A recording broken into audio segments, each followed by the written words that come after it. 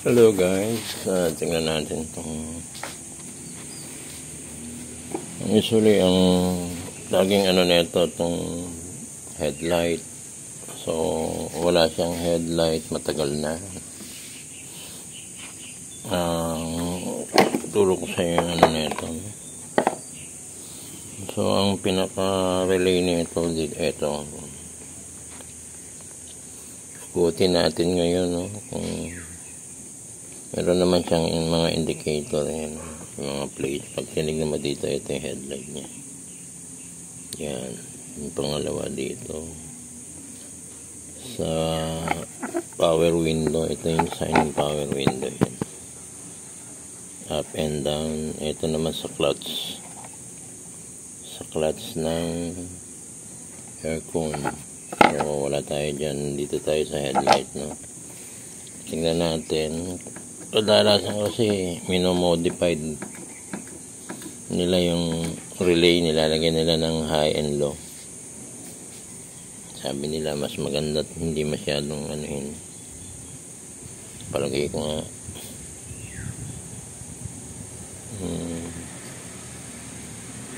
ayan, kasi yung iba mas sanay maglagay ng relay kaysa mag troubleshoot. Kunin mo lang yung linya sa battery, saka installan mo yung power ng relay at okay na yun. Lagyan mo ng switch. So eto, napalitan ko na ng ng complete assembly na ipapakita ko sa inyo. Ito, nung pinalitan ko ng switch, ito talaga nasunog to, yung switch niya. So mga within 3 or 6 months, hindi ko na ma-recall, no? Nasira uli, nawalan uli ako ng ilaw. So nagpalit ako nito, hindi ako nagpalit ng relay. So possible nandito itong sira nito. Bubuksan ko, titignan ko lang kung indication ng kasi ito naluto, parang kumulubot na yan. So bubuksan ko siya, silipin ko muna bago ako mag troubleshoot or any modification. Tingnan natin kung saan ang supply, no? Balikan ko kayo guys, ha? Guys, natin to na, balikan natin. Nagutin natin itong relay. Yan. So kunin natin, no? So walang naka-switch, ha? Ito yung tester na lang natin, no? Kunin natin to sa positive, no? Sa negative. Yan, ito sa positive. So guys, kunin natin yung main line niya, no? Hindi nakasusi ito, no? Naka-off lahat. So pati yung switch niya, kunin natin yung main line yan. Yan guys, oh, may main line siya kahit walang susi. Tapos ito. Dito, kita ba ito? Yan. Yan. So dalawa ang merong sa dito. Medyo dumi-dumi. Yan. Saka isa dito. So, laging present yung 12 volts niya kahit wala siyang switch. So, tingnan natin ngayon, ha, kung suswitch naman. Dito naman sa kabila, dahil meron dito, lipat naman natin sa kabila. So, negative yan. Lipat natin itong isang terminal sa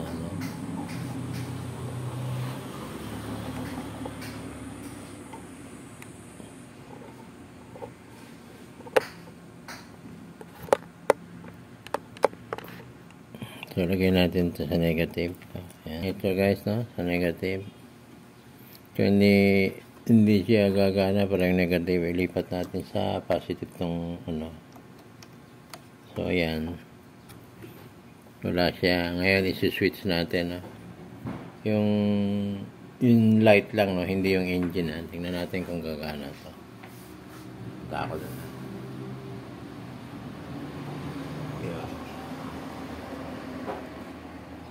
So guys, ayan, gawa na siya, no? functional siya. Kita ba? Tayo sa kabila. Ayan. Ba't natin sa kaliwa? Yan. Ito always present to, no? So, pag nag-switch to, itong relay, dito, lilipat naman dito yung supply na 12 volts. Kaya ano siya, mag-iisa siya. Yun ang hanapin natin dapat. Ay, papakita ko sa inyo muna yung dahil may supply yung relay natin, buo din yung relay natin. Pakinggan natin kung magkiklik. Click, click. Kapatayin ko muna.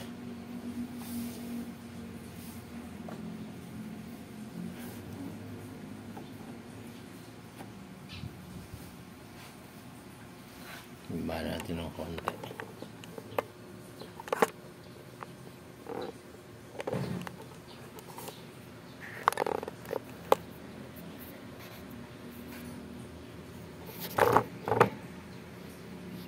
Guys, tingnan nyo ito. Click kung madidinig, ha. Walang, ano ang engine, ha. Direkta sa switch to. Ayan. Yun.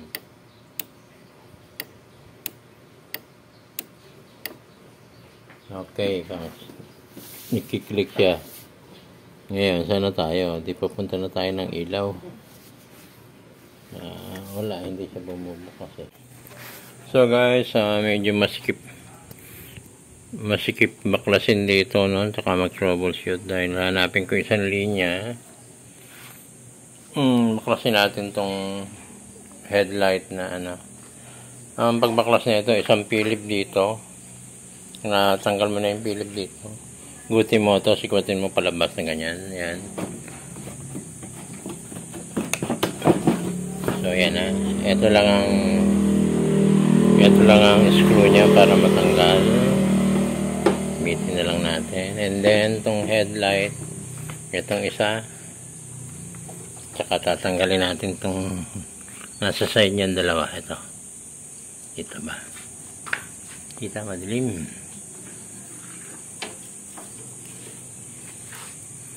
Yan, yung dalawang tornilyo na yan. Yan natin kung makatatanggal na kung meron pa. Bubuksan ko yung ilaw, no? Binalik ko yung relay dito. So guys, tail light lang. Nakita ba? So guys, tail light lang yung bumukas, no? Wala siyang ano, tail light. Nakita ba yun? Gilid. Yan, meron yun. Hindi ko lang maano dahil nakaano yung stand ng camera. So, naka-switch na yan. So, hugutin ko ito. Ito yung dinemo ko sa inyo, no? Kung paano function. So, ito yung supply na 12 volts. Ito yung switch. So, switch natin ngayon. Talagay natin. Kung may voltage siya, no? DC. So, pag nagkaroon ng negative to, ibig sabihin, naka-reverse lang yung polarity ko, no? Diba? So guys, pag natanggal nyo na yung dalawang gilid nandito, no? Dito, itong dalawang ano dito, hugot na yan. Okay. Yan na siya. So maluwag na tayo makakapag-trouble dito kung saan tumakbo yung linya.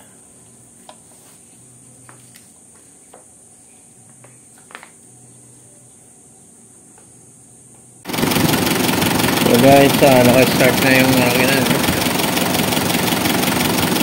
Kaya nakatusok na rin yung caster natin. Tingnan nyo na lang dito ako magto-12 volts na. Buksan ko yung headlight.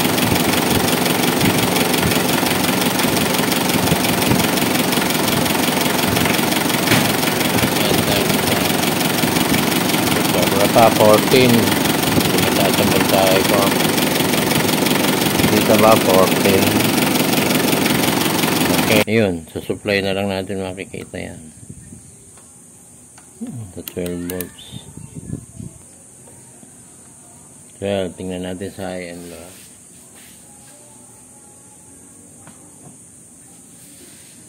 Yan, sa 12 pa rin. So, pababa ng pababa. Ano, kanina 14, 12, 13.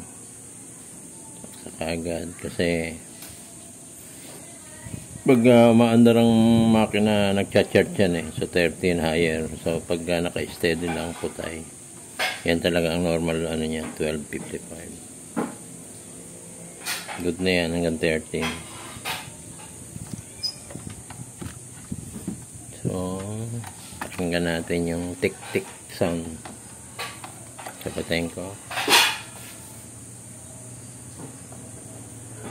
So, yung pinaka-plunger nito, yung tick-tick, tingnan natin ha. Napapakinggan ba? Layo ako eh. Nang ko ha. Yun. So, nagpa-function to. Nadidinig ko eh. Lalapit ko at tutok ko. Para madinig lang yung sound.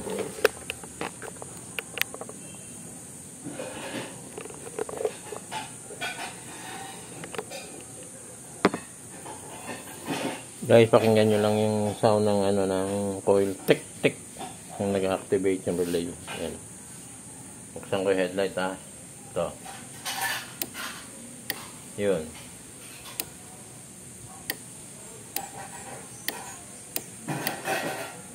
So, functional siya. So, pupunta tayo sa headlight ngayon. Kung saan ang tinakbo na yan.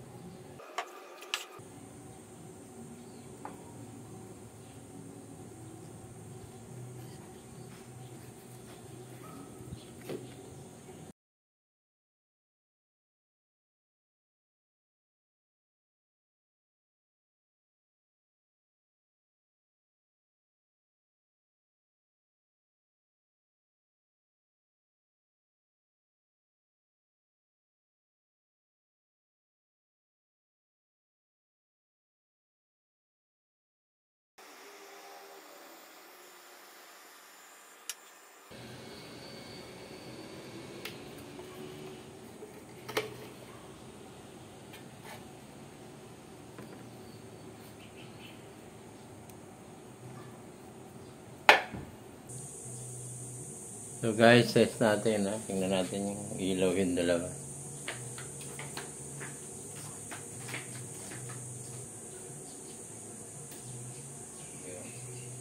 Okay.